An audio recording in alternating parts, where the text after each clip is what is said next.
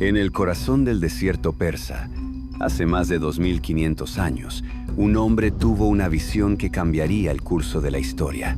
Su nombre era Zoroastro, y su mensaje era tan poderoso que desafió imperios, transformó religiones y se convirtió en la pesadilla filosófica de Roma, la superpotencia más grande del mundo antiguo. Imagina esto. Mientras los romanos adoraban a docenas de dioses caprichosos y sedientos de sangre, en el este había surgido una fe que proclamaba algo revolucionario: la existencia de un único Dios supremo, la batalla eterna entre el bien y el mal, y algo que aterrorizaba a Roma más que cualquier ejército: la idea de que cada persona tenía el poder de elegir su destino. Esta es la historia del profeta que Roma nunca pudo conquistar.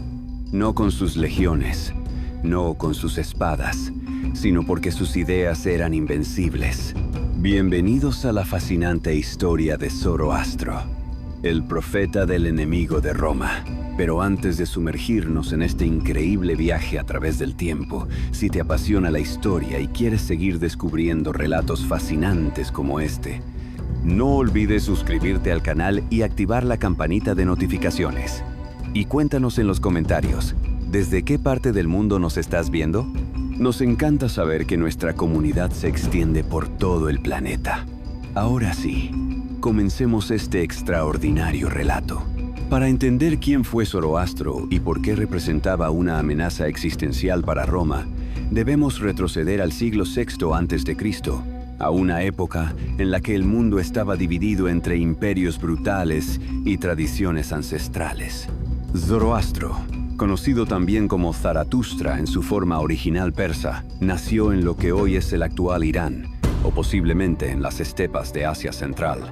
Los detalles exactos de su nacimiento están envueltos en la niebla del tiempo, pero las tradiciones persas nos hablan de un niño que desde su nacimiento mostró señales extraordinarias. Según las leyendas zoroástricas, cuando Zoroastro nació, en lugar de llorar como cualquier bebé, se dice que rió. Este detalle aparentemente simple tiene una profundidad simbólica tremenda. Representa el júbilo ante la luz y la vida, conceptos que se convertirían en el centro de su filosofía. Creció en una sociedad dominada por el politeísmo indoiraní, donde sacerdotes llamados Kabis y Karapans practicaban rituales que incluían sacrificios de animales y el consumo ritual de Haoma, una bebida alucinógena utilizada en ceremonias religiosas.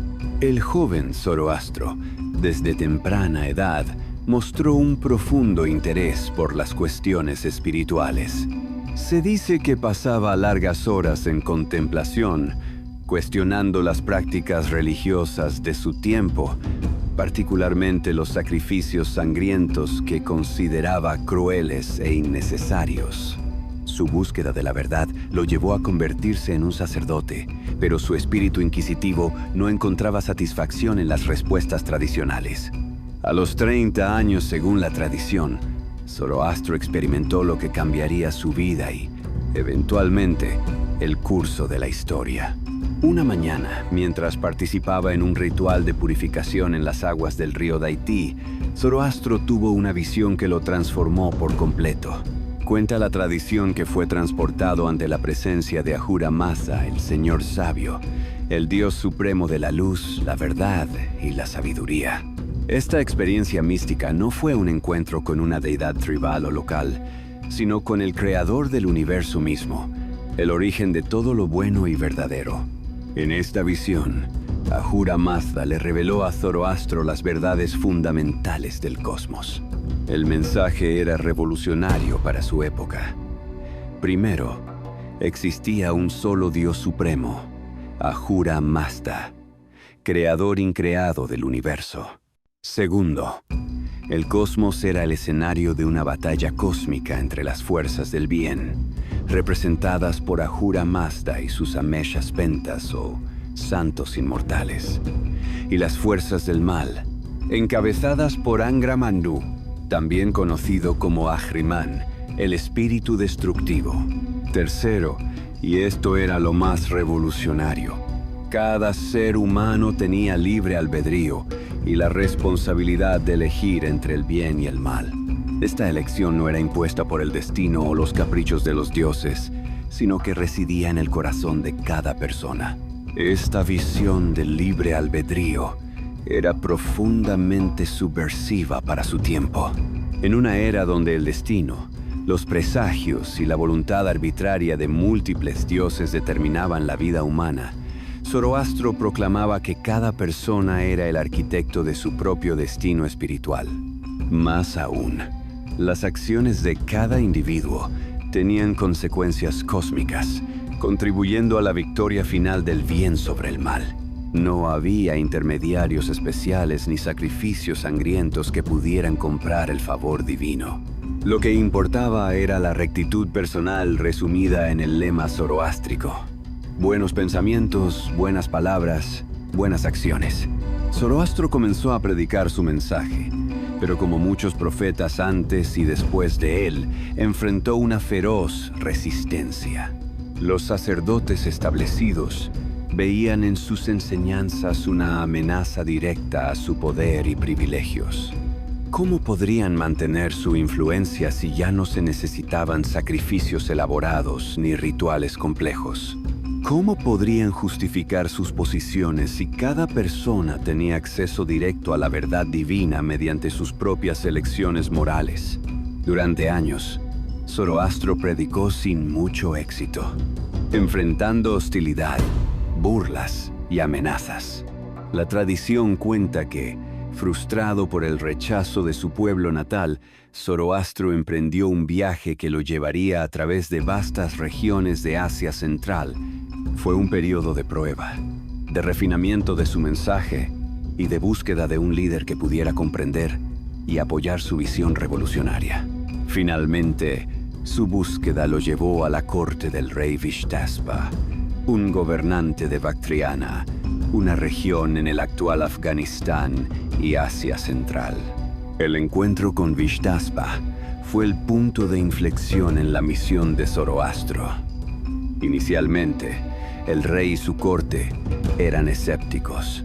Los sacerdotes tradicionales, sintiendo la amenaza que representaba este extraño profeta, conspiraron para desacreditarlo. Según las historias, Zoroastro fue encarcelado y acusado de brujería. Pero entonces ocurrió algo extraordinario. El caballo favorito del rey enfermó gravemente y ningún sanador podía curarlo. Zoroastro, desde su celda, ofreció curar al animal con una condición: que el rey y su corte escucharan verdaderamente su mensaje. El caballo fue curado, y fiel a su palabra, Vishtaspa escuchó. Lo que oyó lo transformó. Las enseñanzas de Zoroastro no solo ofrecían una nueva comprensión de lo divino, sino también un código ético que podía transformar sociedades enteras. La verdad sobre mentira, la justicia sobre la opresión, la compasión sobre la crueldad. Vishtaspa se convirtió, y con él, su reino. Este fue el momento en que el zoroastrismo dejó de ser la visión de un profeta solitario para convertirse en la fe de un reino y eventualmente de un imperio. Con el apoyo de Vishtaspa, el zoroastrismo comenzó a extenderse. Zoroastro no solo era un líder espiritual, sino también un organizador brillante. Estableció un sacerdocio, pero uno fundamentalmente diferente al anterior.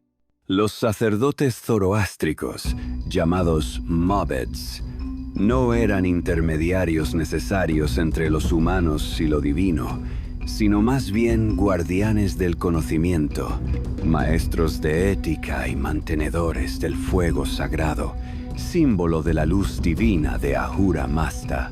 El fuego, en la tradición zoroástrica, no era un dios en sí mismo, sino un símbolo de la pureza, la luz y la presencia de lo divino en el mundo físico. Zoroastro también compiló los Gathas, himnos que constituyen la parte más antigua y sagrada de la Avesta, la escritura zoroástrica. Estos himnos, compuestos en una forma arcaica del persa, revelan una mente filosófica profunda. No son simplemente cantos rituales, sino meditaciones sobre la naturaleza de la existencia, el propósito de la vida humana y la estructura moral del universo. Los Gathas hablan de un cosmos ordenado donde la verdad se opone a la mentira, Druj. Esta dualidad no es simplemente abstracta, sino profundamente práctica. Cada mentira debilita el orden cósmico. Cada acto de verdad lo fortalece. Pero guardemos por un momento un detalle fascinante que cambiará completamente tu perspectiva sobre cómo esta antigua religión influyó en el mundo que conocemos hoy. Un secreto que conecta a Zoroastro con las religiones más importantes del planeta. Pero eso te lo revelaré en unos minutos. No te vayas. La vida personal de Zoroastro también merece atención. A diferencia de algunos líderes religiosos que abogaban por el ascetismo extremo, Zoroastro se casó y tuvo hijos. Su esposa, Vovi, y sus hijos jugaron roles importantes en la propagación de la fe. Esta decisión de vivir una vida familiar normal mientras ejercía su rol profético enviaba un mensaje poderoso. La santidad no requería retirarse del mundo, sino participar activamente en él de manera ética y constructiva.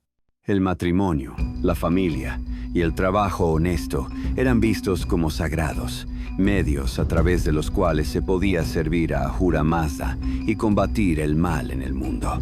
La tradición sostiene que Zoroastro vivió hasta los 77 años, edad avanzada para su época. Su muerte, según algunas fuentes, ocurrió durante un ataque a un templo de fuego por parte de tribus nómadas que seguían las viejas tradiciones politeístas. Si esta historia es cierta, es profundamente simbólica.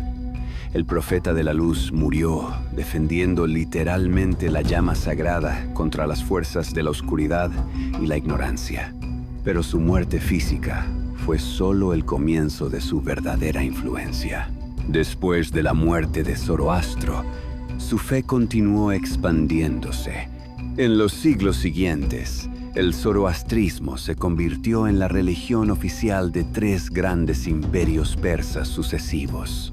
El imperio aqueménida, fundado por Ciro el Grande en el siglo VI a.C. El imperio parto, que surgió en el siglo III a.C. Y el imperio sasánida, que dominó desde el siglo III hasta el VII de nuestra era. Cada uno de estos imperios abrazó y adaptó las enseñanzas de Zoroastro, convirtiéndolas en parte integral de su identidad cultural y política. Ciro el Grande, el fundador del imperio aqueménida y conquistador de Babilonia, es un caso particularmente fascinante. Aunque algunos historiadores debaten el grado exacto de su adhesión al zoroastrismo, sus acciones reflejaban claramente los valores zoroástricos. Cuando conquistó Babilonia en el 539 a.C., en lugar de masacrar a la población o esclavizar a los cautivos como era costumbre en la época, proclamó un edicto revolucionario, conocido hoy como el Cilindro de Ciro, que declaraba la libertad religiosa y permitía a los pueblos exiliados, incluidos los judíos, regresar a sus tierras. Este acto de tolerancia religiosa, profundamente inusual para su tiempo, reflejaba el principio zoroástrico de que la verdad no puede imponerse por la fuerza, sino que debe ser abrazada libremente. El Cilindro de Ciro, ahora en el Museo Británico, es considerado por algunos como la primera declaración de derechos humanos de la historia. Imagina el contraste. Mientras otros conquistadores de la época arrasaban ciudades y borraban culturas, un emperador zoroástrico proclamaba la libertad de conciencia. Este legado de tolerancia, aunque no siempre perfectamente mantenido, distinguió a los imperios persas de muchos de sus contemporáneos. Bajo los aqueménidas, el zoroastrismo floreció, pero no se impuso de manera draconiana. El imperio era notablemente diverso, abarcando desde Egipto hasta la India, e incluía a innumerables pueblos, lenguas y religiones. Los emperadores persas, guiados por los principios zoroástricos de respeto por la verdad y la justicia, generalmente permitieron que los pueblos conquistados mantuvieran sus propias tradiciones religiosas, siempre que pagaran tributo y reconocieran la autoridad imperial. Esta aproximación pragmática y relativamente tolerante facilitó la estabilidad de un imperio vasto y diverso. Cuando Alejandro Magno conquistó el imperio persa en el 330 a.C., el zoroastrismo sufrió un golpe significativo. Los templos de fuego fueron destruidos, los sacerdotes dispersados y muchos textos sagrados perdidos. Se dice que Alejandro ordenó quemar la biblioteca real de Persépolis, que contenía copias de la Avesta escritas en oro sobre pieles de buey. Si esta historia es cierta, representó una pérdida cultural incalculable. Sin embargo, el zoroastrismo sobrevivió en la memoria y la práctica de los creyentes dispersos. Después del período helenístico, surgió el Imperio Parto alrededor del 250 a.C. Los partos, un pueblo originario de las estepas al noreste de Persia, adoptaron muchos elementos de la cultura persa, incluido el zoroastrismo. Bajo los partos, la religión experimentó un renacimiento, aunque con algunos cambios. Los partos eran famosos por su tolerancia religiosa, permitiendo que florecieran diversas tradiciones dentro de su imperio, desde comunidades judías hasta los primeros cristianos. Esta política de tolerancia tenía raíces en los valores zoroástricos, pero también servía a intereses pragmáticos de estabilidad imperial. Es durante el período parto cuando comienza la verdadera confrontación entre el mundo persa zoroástrico y Roma. Los partos controlaban las rutas comerciales vitales entre Oriente y Occidente, particularmente la ruta de la seda, que traía preciosas mercancías desde China. Roma, siempre hambrienta de expansión y riqueza, miraba con envidia y frustración hacia el este. Pero los partos demostraron ser un enemigo formidable, derrotando a los romanos en varios encuentros cruciales. La batalla más famosa fue la de Carrae, en el 53 a.C., donde el general romano Marco Licinio Craso, uno de los hombres más ricos de Roma y miembro del primer triunvirato junto con Julio César y Pompeyo, lideró una invasión de Partia. Craso, sediento de gloria militar y riqueza adicional, marchó con 7 legiones, aproximadamente 40.000 hombres hacia territorio parto. Lo que encontró fue una pesadilla táctica. Los partos, maestros de la guerra de caballería, emplearon tácticas que desconcertaron completamente a las legiones romanas. Los arqueros montados partos, armados con poderosos arcos compuestos, rodearon a las lentas formaciones de infantería romana y las acribillaron con flechas desde distancias seguras. Cuando los romanos intentaban cargar, los partos se retiraban rápidamente, para luego girar en sus sillas y disparar hacia atrás, una táctica conocida como el tiro parto, que eventualmente dio origen a la expresión disparo de despedida o última palabra. Cuando las legiones se agrupaban en formación defensiva, los catafractos partos, caballería pesada con armadura completa tanto para jinetes como caballos, cargaban para romper las líneas. El resultado fue catastrófico para Roma. Craso murió en el campo de batalla, posiblemente ejecutado después de ser capturado. Según la leyenda, los partos, conocedores de su legendaria codicia, vertieron oro fundido por su garganta, un castigo simbólico por su avaricia. De las 7 legiones, más de 20.000 soldados murieron y otros 10.000 fueron capturados. Estos prisioneros fueron llevados a las profundidades del Imperio Parto, algunos estableciéndose eventualmente en regiones remotas. Los estandartes de águila de las legiones, símbolos sagrados del poder romano, fueron capturados, una humillación que Roma no olvidaría. Carrae no fue solo una derrota militar, fue un golpe psicológico devastador. Por primera vez, Roma enfrentaba a un enemigo que no solo la desafiaba militarmente, sino que representaba una civilización igualmente sofisticada, con su propia historia imperial, su propia religión universal y su propio sentido de superioridad cultural. Mientras Roma veía su destino manifiesto como dominar el mundo civilizado, los persas zoroástricos veían a Roma como apenas otra potencia ambiciosa destinada a ser contenida. Esta rivalidad entre Roma y Partia, y más tarde entre Roma y el imperio sasánida, duró más de 7 siglos y se convirtió en uno de los conflictos más largos y definitorios de la historia antigua.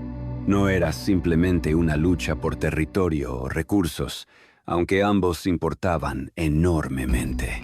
Era un choque de cosmovisiones, de sistemas religiosos, de conceptos sobre el orden mundial y el lugar de la humanidad en él. Ahora llegamos al corazón de por qué Zoroastro y su religión representaban una amenaza tan profunda para Roma, más allá de los ejércitos persas en el campo de batalla. La amenaza era ideológica y espiritual. Para entenderlo, debemos examinar la religión romana y contrastarla con el zoroastrismo.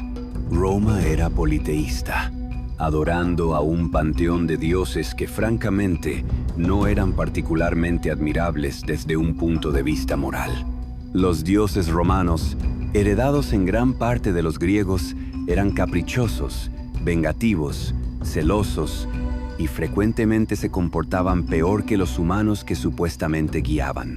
Júpiter engañaba constantemente a su esposa Juno. Marte era un dios de guerra que se deleitaba en la violencia. Venus promovía el adulterio. Los mitos estaban llenos de violaciones divinas, venganzas petty y favoritismo arbitrario. Más importante aún, en el sistema romano, la relación con los dioses era transaccional. Se les ofrecían sacrificios, oraciones y templos, no por amor o devoción espiritual genuina, sino para obtener favores, victoria en la guerra, buenas cosechas, protección contra enfermedades. Era un sistema de doutes, doy para que des. Los dioses eran poderosos pero no necesariamente buenos, y ciertamente no encarnaban un principio moral universal al que los humanos debían aspirar. El zoroastrismo ofrecía algo radicalmente diferente. Ahura Mazda no era un dios caprichoso, sino la encarnación de la bondad, la sabiduría y la verdad absolutas. No se le podía sobornar con sacrificios sangrientos, que de hecho el zoroastrismo desalentaba. Lo que importaba no eran los rituales elaborados, sino la calidad moral de la vida de uno. Buenos pensamientos, buenas palabras, buenas acciones. Esta simplicidad profunda era a la vez accesible y exigente. No había escapatoria en tecnicismos, rituales, o en apaciguar a un dios en particular para compensar el haber ofendido a otro. Además, el zoroastrismo ofrecía algo que la religión romana tradicional no proporcionaba: una narrativa coherente sobre el significado del cosmos y el propósito de la existencia humana. El universo no era un lugar arbitrario, gobernado por fuerzas impredecibles, sino el escenario de una gran batalla cósmica entre el bien y el mal. Los humanos no eran espectadores pasivos, sino participantes activos cuyas elecciones importaban en el resultado final. Esta visión otorgaba dignidad y propósito a cada vida individual. El concepto zoroástrico del más allá también era revolucionario. En la escatología zoroástrica, después de la muerte, el alma enfrentaba el juicio en el puente Chinvat. Las acciones de la persona en vida determinaban si el puente era ancho y fácil de cruzar, llevando al paraíso, o estrecho como el filo de una navaja, resultando en la caída al infierno. Crucialmente, este juicio era moral y personal. basado en las elecciones éticas del individuo, no en su estatus social, riqueza o en cuántos sacrificios había ofrecido. Un campesino virtuoso podría alcanzar el paraíso, mientras un emperador malvado sufría el infierno. Esta meritocracia espiritual era profundamente subversiva para sociedades jerárquicas como Roma, donde la religión estaba entrelazada con el orden social. En Roma, los patricios tenían acceso preferencial a ciertos sacerdocios. Los emperadores eran eventualmente deificados. La religión reforzaba y justificaba la jerarquía social existente. El zoroastrismo, con su énfasis en la responsabilidad moral individual y el juicio imparcial, potencialmente socavaba estas estructuras. Ahora, aquí viene la conexión explosiva que prometí revelar. El zoroastrismo no solo desafió a Roma desde el exterior, sino que profundamente influyó en las religiones que eventualmente transformarían el mundo occidental, incluida la propia Roma. Los académicos han identificado numerosos conceptos zoroástricos que aparecen en el judaísmo, el cristianismo y el islam. Esta influencia comenzó durante el exilio babilónico de los judíos en el siglo VI a.C., precisamente cuando el zoroastrismo estaba en ascenso bajo Ciro el Grande. Antes del exilio, el judaísmo tenía conceptos relativamente vagos sobre el más allá, sin una clara distinción entre paraíso e infierno, sin una figura satánica claramente definida, sin una escatología detallada sobre el fin de los tiempos y la resurrección de los muertos. Después del contacto con el zoroastrismo durante y después del exilio, estos conceptos aparecen con creciente claridad en los textos judíos tardíos y luego centralmente en el cristianismo y el islam. La idea de Satanás como el adversario cósmico de Dios refleja claramente el concepto zoroástrico de Angra Mainyu o Ahriman como el oponente de Ahura Mazda. La noción de ángeles y demonios organizados en jerarquías celestiales e infernales tiene paralelos con los Ameshaspentas y los Daevas del zoroastrismo. La creencia en un Mesías que vendría a establecer un reino de justicia y derrotar definitivamente al mal resuena con el salvador zoroástrico Saoshyant, que aparecería al final de los tiempos para resucitar a los muertos y transformar el mundo. El concepto cristiano del juicio final, donde los muertos resucitan y son juzgados según sus acciones, enviados al cielo o al infierno, es extraordinariamente similar a la escatología zoroástrica. La idea de una batalla apocalíptica final entre el bien y el mal, presente en el libro de Apocalipsis, refleja la visión zoroástrica del Frashokhereti, la renovación final del mundo. Incluso la iconografía cristiana del fuego infernal tiene ecos en la cosmología zoroástrica, aunque con significados algo diferentes. Esto no significa que el judaísmo, el cristianismo o el islam simplemente copiaran el zoroastrismo. Las religiones son fenómenos complejos que evolucionan a través del intercambio cultural, la reinterpretación y la síntesis. Pero es innegable que el zoroastrismo, como una de las primeras religiones monoteístas o enoteístas con una teología ética sofisticada, influyó profundamente en el paisaje religioso del cual emergieron las religiones abrahámicas. El profeta del enemigo de Roma había plantado semillas ideológicas que eventualmente transformarían a la propia Roma. Cuando el cristianismo finalmente se convirtió en la religión oficial del Imperio Romano en el siglo IV bajo Constantino, Roma abrazó una fe que llevaba la huella conceptual del zoroastrismo. La ironía es deliciosa. La superpotencia que nunca pudo conquistar a los persas zoroástricos militarmente fue transformada espiritualmente por ideas que tenían sus raíces en las enseñanzas del profeta persa. El enemigo exterior se había convertido, en cierto sentido, en un aliado interior involuntario en la transformación del alma romana. Pero volvamos a la historia geopolítica. El imperio parto eventualmente declinó debido a conflictos internos y presión externa tanto de Roma como de tribus nómadas. En el 224 de nuestra era, fue reemplazado por el imperio sasánida, fundado por Ardashir I, quien se proclamó descendiente directo de los aqueménidas y restaurador de la gloria persa. Los sasánidas llevaron el zoroastrismo a nuevas alturas, convirtiéndolo en una verdadera religión estatal, con una jerarquía eclesiástica formal y una ortodoxia estrictamente definida. Bajo los sasánidas, el zoroastrismo se codificó más rigurosamente. El Avesta, que había existido principalmente en forma oral y en manuscritos fragmentarios, fue recopilado y estandarizado. Se estableció un sumo sacerdote, el Mobaddán Mobad, que ejercía enorme poder e influencia en la corte. El zoroastrismo sasánida enfatizaba la pureza ritual y desarrolló complejas leyes sobre contaminación y limpieza. El fuego sagrado se convirtió en un símbolo aún más central, con templos monumentales construidos para albergar fuegos que nunca debían extinguirse. Los sasánidas también fueron más intolerantes con otras religiones que sus predecesores. Aunque había comunidades cristianas, judías y de otras faiths en el imperio, ocasionalmente enfrentaban persecución, especialmente cuando sus lealtades eran sospechosas o cuando el zoroastrismo sentía que su posición dominante estaba amenazada.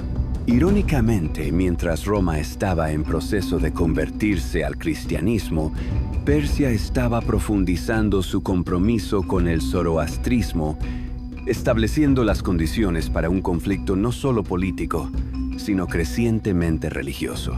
Las guerras entre Roma y más tarde Bizancio y el imperio sasánida fueron legendariamente brutales y costosas. Ambos imperios se desangraban en conflictos que duraban generaciones. Ciudades cambiaban de manos repetidamente. Decenas de miles morían en batallas épicas. Tanto Roma como Persia gastaban tesoros inmensos manteniendo ejércitos masivos a lo largo de sus fronteras compartidas. Esta rivalidad consumía la atención y los recursos de ambas superpotencias. Algunos emperadores romanos y sasánidas buscaron la gloria definitiva conquistando la capital del otro. El emperador romano Juliano el Apóstata, quien irónicamente intentó restaurar el paganismo romano contra el ascenso del cristianismo, lanzó una invasión masiva de Persia en el 363. Penetró profundamente en territorio sasánida, pero fue mortalmente herido en una escaramuza.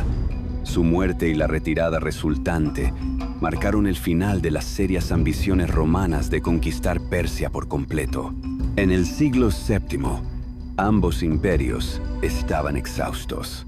El emperador bizantino Heraclio logró una serie de victorias impresionantes contra los sasánidas, recuperando territorios e incluso capturando temporalmente la capital persa. Pero estas victorias eran pírricas. Ambos imperios estaban militarmente agotados, financieramente en bancarrota y socialmente tensados.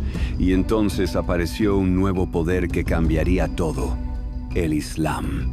Los ejércitos árabes musulmanes, unificados bajo el estandarte de una nueva fe monoteísta, que también mostraba influencias zoroástricas en su énfasis en el monoteísmo estricto, la batalla entre el bien y el mal, y el juicio final, emergieron de la península arábiga en el 630. Encontraron dos imperios gigantes, pero mortalmente debilitados. En una serie de campañas asombrosas, los musulmanes conquistaron el imperio sasánida por completo en aproximadamente 20 años y arrebataron a Bizancio sus provincias más ricas, Siria, Egipto y el norte de África. Para el zoroastrismo, esto fue catastrófico. Persia, el corazón del mundo zoroástrico, cayó bajo dominio musulmán. Inicialmente, a los zoroástricos se les permitió continuar practicando como gente del libro. una categoría en el Islam para religiones monoteístas más antiguas, aunque con restricciones y obligaciones tributarias adicionales. Sin embargo, a lo largo de los siglos, a través de una combinación de conversiones voluntarias, presión social, incentivos económicos y ocasional persecución, la población zoroástrica de Persia disminuyó dramáticamente. Algunos zoroástricos, negándose a abandonar su fe ancestral, huyeron. El grupo más significativo emigró a India, donde se establecieron principalmente en la región de Gujarat. Estos refugiados, conocidos como Parsis, palabra que significa persas, preservaron meticulosamente su religión a lo largo de los siglos. Hoy, la comunidad Parsi en India, aunque pequeña, ha sido extraordinariamente influyente, produciendo líderes empresariales, científicos y filántropos desproporcionadamente prominentes. El zoroastrismo también sobrevivió en pequeñas comunidades en el propio Irán, donde a pesar de siglos de discriminación y conversiones, algunos devotos mantuvieron la fe encendida, literalmente, manteniendo los fuegos sagrados ardiendo. La influencia del zoroastrismo, sin embargo, se extendió mucho más allá de la supervivencia de sus comunidades de creyentes directos. Como ya exploramos, sus conceptos teológicos impregnaron el judaísmo, el cristianismo y el islam. Pero su influencia se extendió también a la filosofía occidental. Los filósofos griegos que acompañaron a Alejandro Magno a Persia se encontraron con el pensamiento zoroástrico. Algunos académicos sugieren que el dualismo de Platón, su división entre el mundo material imperfecto y el mundo ideal perfecto, podría haber sido influenciado por el dualismo zoroástrico entre el mundo espiritual de la verdad y el mundo material corrompido por el mal. En la era moderna, Zoroastro fue redescubierto por Occidente y romanticizado por filósofos como Nietzsche, quien escribió «Así habló Zaratustra», aunque el Zaratustra de Nietzsche es más una creación del filósofo alemán que una representación del Zoroastro histórico. No obstante, esto muestra cómo el profeta persa continuó fascinando y inspirando el pensamiento occidental más de 2 milenios después de su muerte. Hoy, el número de zoroástricos practicantes es pequeño, estimado entre 150.000 y 200.000 personas en todo el mundo, principalmente en India e Irán. Es una de las religiones más antiguas del mundo que aún se practica. Sus templos de fuego, particularmente los grandes templos en India, continúan manteniendo llamas que se dice que han ardido durante siglos, algunas supuestamente desde antes de la caída del Imperio Sasánida. Estas llamas son símbolos vivos de una tradición que se niega a extinguirse, mantenidas por devotos que se ven a sí mismos como guardianes de una de las herencias espirituales más antiguas de la humanidad. La ética zoroástrica también continúa resonando. En un mundo a menudo cínico y relativista moralmente, el llamado sencillo de Zoroastro a buenos pensamientos, buenas palabras, buenas acciones, mantiene una claridad refrescante.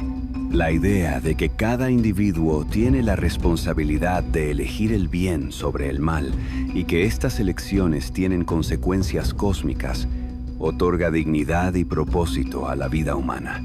No es sorprendente que algunos pensadores contemporáneos, buscando fundamentos éticos en una era secular, miren hacia el zoroastrismo con renovado interés. El legado ambiental del zoroastrismo también merece mención. Los zoroástricos tienen una profunda reverencia por la naturaleza, vista como creación de Ahura Mazda. Los elementos, tierra, agua, fuego y aire, se consideran sagrados y no deben ser contaminados. Esta ética ecológica, inusual en las religiones antiguas, ha llevado a algunos a describir el zoroastrismo como una de las primeras religiones verdes. Las prácticas funerarias zoroástricas tradicionales, donde los cuerpos se colocan en torres del silencio para ser consumidos por aves de rapiña en lugar de ser enterrados o cremados, surgían de la creencia de que la tierra sagrada no debía ser contaminada por la descomposición y el fuego sagrado no debía ser profanado quemando cadáveres. Reflexionando sobre la historia completa, ¿qué podemos aprender del profeta del enemigo de Roma? Primero, que las ideas pueden ser más poderosas que los ejércitos. Roma nunca conquistó Persia completamente, a pesar de siglos de intentos. Pero las ideas de Zoroastro conquistaron indirectamente a Roma, influyendo en la religión que eventualmente transformaría el imperio desde dentro. Segundo, que la innovación espiritual tiene consecuencias duraderas.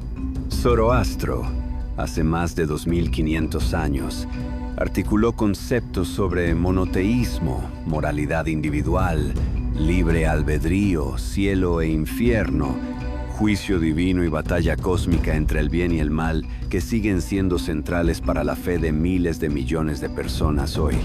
Tercero, que la tolerancia y la intolerancia en la religión tienen raíces complejas. El zoroastrismo bajo Ciro fue notable por su tolerancia, permitiendo a los pueblos conquistados mantener sus propias religiones. Bajo los sasánidas, se volvió más exclusivista. Esta evolución nos recuerda que ninguna tradición religiosa es monolítica. Todas cambian con el tiempo, influyendo y siendo influidas por contextos políticos y sociales. Cuarto, que la supervivencia cultural requiere dedicación extraordinaria. Las pequeñas comunidades zoroástricas que han mantenido su fe a través de siglos de presión, discriminación y tentaciones de asimilarse, demuestran un compromiso notable con la preservación de su herencia. Quinto, y quizás más importante, que preguntar sobre el significado de la vida, el propósito de la existencia y la naturaleza del bien y el mal es profundamente humano. Zoroastro hizo estas preguntas hace milenios y ofreció respuestas que resonaron a través de culturas y épocas.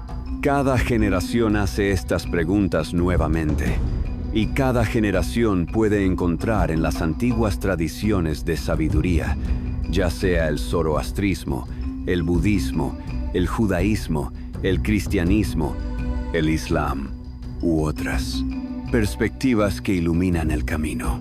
La historia de Zoroastro, el profeta del enemigo de Roma, es en última instancia una historia sobre el poder de las ideas, la persistencia de las tradiciones espirituales y las formas impredecibles en que las culturas se influyen mutuamente.